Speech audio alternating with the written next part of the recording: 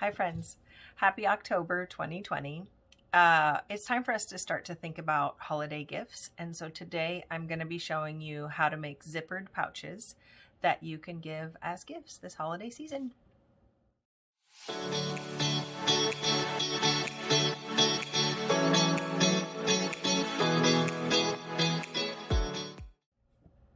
Okay, so before we get started, I wanted to show you some examples of zipper pouches that I use. I love keeping myself organized in zippered pouches. And so I have several examples that I'm going to show you, and then I will go into the tutorial on the one that we're going to be making today. So this first one is not one that I made, but I do love this size. It's kind of like an enlarged note card size, or maybe a 5x7 picture, if you will. And I use this one to store all of my extra charging cords. You know, when I'm traveling from one place to another, or, you know, going on vacation, I know pretty much if I grab this bag, I'm going to have the cord that I need to charge the thing that I need to charge. So this one houses all my charging cords. I think there's a nail file in there too, just in case. Okay. This next one was a gift that I received from my friend Carol. She's in my Moses Lake Modern Quilt Guild. And last year we had our scrap bag challenge where we all exchanged a 1-gallon Ziploc bag of our scraps. And so Carol got my scraps. And so she made me the most fabulous bag, but this was actually a second thing that she made out of my scraps. And so she made this zipper pouch. And this one is perfect for my hand embroidery. I can put, you know, a few pieces of wool. My Sue Spargo stitching book fits in here nicely, and my needle book and some threads. And so this one is a flat bag, but just a great size for hand sewing. So I wanted to make sure I showed you that one. All right, and then these next two, this is a tutorial that I found on YouTube, and I will put the link. This is not my pattern, but I will put the link to the pattern to make these boxy bags. And these bags, this one is mine. And so these bags are perfect for your bathroom stuff. So I'll show you what's in there. I've got my contact solution and my blue hair dye, because I've got a little blue in my hair right now, and my glasses and all the things that I need, toothbrush, toothpaste, all that stuff, like a dop kit. So this one's mine, and it's got, you know, nerdy, geeky science fabric, which I'm a sucker for. And I always like to roll with 2 extra safety pins. That's a triathlon thing. We always needed pins to pin our number to our clothes, and that's the one thing you always seem to lose when you're setting up your transition in triathlon is those safety pins. And there's always somebody saying, I need a safety pin. And so I either have these pins attached to like my travel go bag, or I sometimes will have them attached. You'll see me with a couple of safety pins on my flip-flops that I wear around. They're not holding my flip-flops together. They're just for in case someone needs to pin a number and start a triathlon. I've got your back. Okay. Oh, and then this is the one that I made for my husband. So this is his bathroom bag, and he's a big Star Wars fan. So I use the Star Wars fabric. These zipper bags are a really great reason to go into the novelty fabric section at the quilt shop or at Joann Fabrics, and really think of, you know, who you're making your bag for. And if you're making it for a Star Wars fan, you know, use Star Wars fabric. This is the one that I'm using most often. It's a little bigger, which means I can fit way more junk inside. But this was my triathlon gear bag, like to put all my gels and my nutrition and, you know, Tylenol for after because my body gets sore. And so this is the swim, bike, run fabric. And since we're not doing triathlon in 2020, I use this for my hand sewing. So there's another fun swimming fabric on the inside, and then there's way too, it's like Pandora's box in there, but I could do 7 or 8 different projects just based on what I haul around in this bag. But it has everything I need: my glue, my fabric scissors, I've got some EPP project going in here, there's embroidery. This is a meta zipper bag because there's a zipper bag inside the zipper bag. Okay, and this one has all of my extra bits. My needle book that Nancy made for me. My friend Nancy made this. It holds all my needles and some extra pins. And I've got my threads and my glue stick. Here's my scissors. I have some clover clips and a needle puller if I need that, if I'm, you know, if I need to really get tough with things. So this is kind of always packed and ready to go. So those are just some examples of how I use zipper bags, but these can be used in a variety of ways. I've gifted them to my kids for their bathroom stuff or their art supplies. My daughter Lillian is a painter and a drawer, and she, you know, has all sorts of pencils and acrylic paints and things that she likes to, when she travels, she'll pack that in a zipper bag. And so what I'm going to show you next is how to make just kind of a standard sized zipper bag, and then you can adjust this accordingly. If you know you're giving it to someone who likes to carry a lot of treasures around from place to place, then you make it a little bigger. And if you want it for something very small, you make it a little smaller. So these are the basic materials and techniques, and then you change it however you will. Okay, so up next is all the things you need to have a zipper pouch. Here are the supplies that we're going to need to make our zipper pouches. So we're going to need 2 pieces of fabric for the front and back of the bag that are 8 by 10. We need 2 pieces of quilt batting, 8 by 10, 2 pieces of lining fabric, also 8 by 10, coordinating thread, 2 pieces of 1.5 inch by 1.5 inch quilting cotton, and this happens to match the outside fabric. It doesn't need to, it can be a scrap from your stash. A zipper that is 1 inch shorter than your bag is wide. So since we're making 10-inch wide bags, this is 9 inches of zipper. And then we need some standard supplies, pencil, scissors, pens, and a rotary cutter. But while I have you in this video frame, I want to show you what we're going to be doing with these 1.5 inch squares. You're going to prep these in order to finish your zipper. So to do that, you're going to iron your square in half like this, and then open it up, fold the ends toward the center, and iron it in half again. Now I want to show you how we prepare the zipper to insert into our zipper bag. So we have our 2 squares of fabric that I've ironed as I showed you.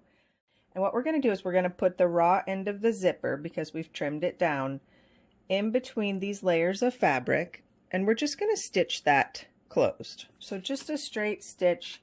We want to go a little slow because of the parts of the zipper, the plastic parts. We just go straight across there. Okay. And then we'll do the other end.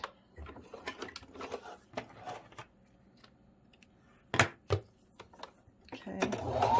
So let me show you how the other end works, because this is the open end of the zipper. So we want to very slightly overlap the zipper parts there before we sew it down. So I like to do that as I'm sewing it underneath my presser foot, because it doesn't like to stay overlapped. You could pin here at this phase, but I like to live on the edge. So I'll sew this down, and then I'll show you how we're going to quilt the fabric. Next, I want to show you how I'm going to quilt this fabric so that all 3 of these layers will come together. So since this is a small bag, it can be lightly quilted. It doesn't have to be densely stitched to hold everything together. So what I'm going to do is to just line up all 3 layers, the outside of the bag, the batting, and the backing. And here's where I might use a couple of pins. I'm just going to stitch this on my domestic machine. If you have a long arm, you could batch this and load up a long stretch of fabric and batting and backing and quilt the whole thing together, and then cut up the pieces that you need for your zipper pouches. But since we're just going to make this one pouch today, I'm going to do this on my long arm or on my sit down machine. Excuse me. So I'm just going to top stitch on either side of this seam, and I'm going to serge the edges so that it will look like this with the top stitching and the serging. Next, I want to show you how we're going to attach our zipper. So I'm going to show you on one side, and then I'll speed the camera up. So we want to work right sides together. So the working side of the zipper is going to be facing the outside of our bag. Okay, and so we want to line it up and bring the zipper in 1/4 inch from the outside edge on each end. Okay, and we're going to stitch this down.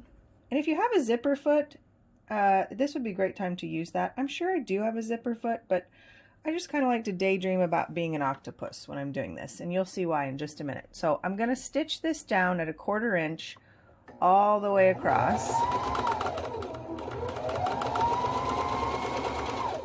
And when we come into contact with the zipper pull, this is where we need to channel our inner octopus. So we're going to lift our presser foot, and then we can just unzip that zipper. And we really need to lift to get that all the way out of the way. Okay. And it does help if your needle is in the down position. Mine wasn't, so I got a little wiggly. But then we just stitch the rest of the way across. Let me just check that that caught. And it did. We're good. So we'll stitch all the way across.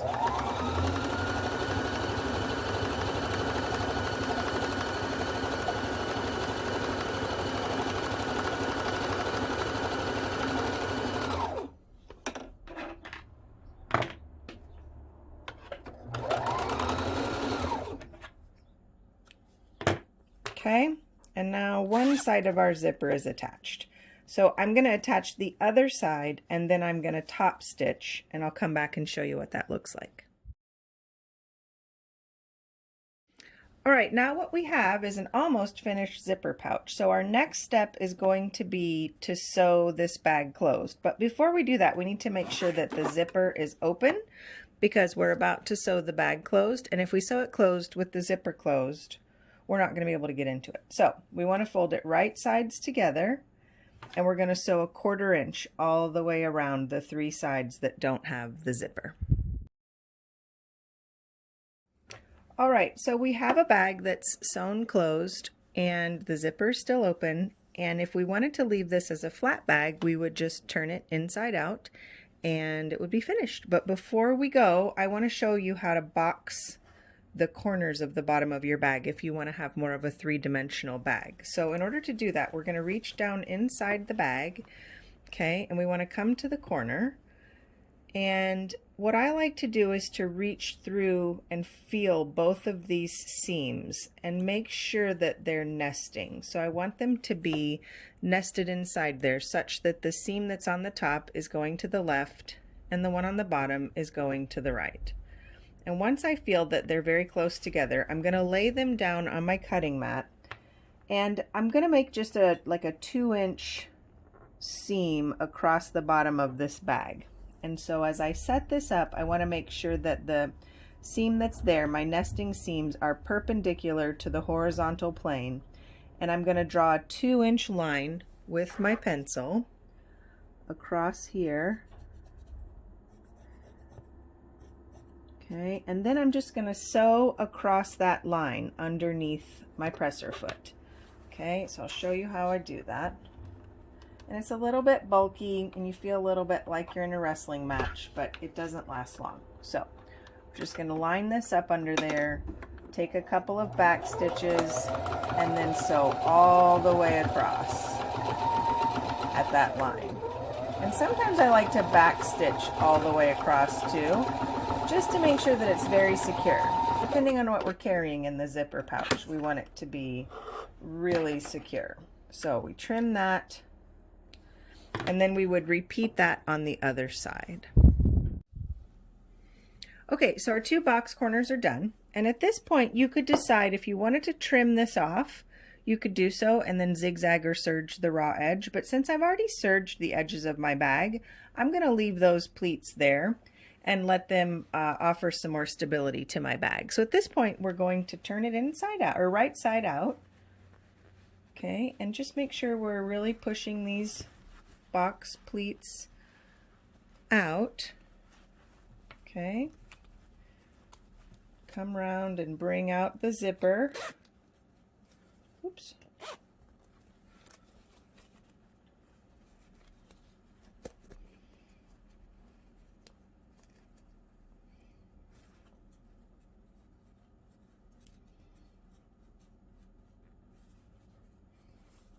Okay. There we go. And so now you can see that this bag will sit on a table without falling over if you needed it to. Okay, and the zipper is keeping everything together. And you can see on the top of the bag those finished parts of the zipper that we created. See that? So you don't have any raw edge of zipper hanging out there. Okay.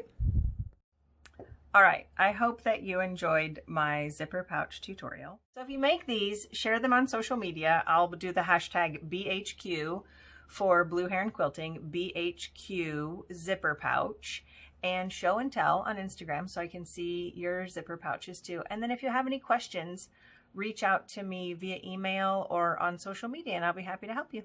Okay, have fun. Bye.